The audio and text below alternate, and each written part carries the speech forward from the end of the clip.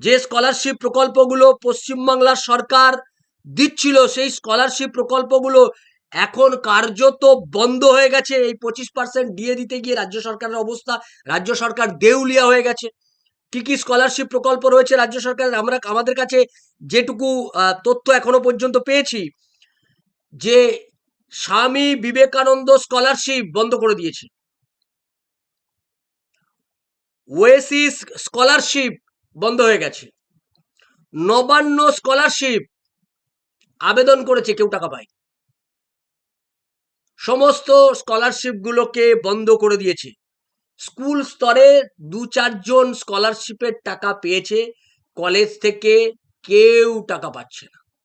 সমস্ত স্কলারশিপের টাকা বন্ধ। অর্থাৎ স্কলারশিপ যেগুলোর নাম ঘোষণা করা হয়েছিল, Swami Vivekananda scholarship, Oasis scholarship, Nabanna scholarship, সব স্কলারশিপের টাকা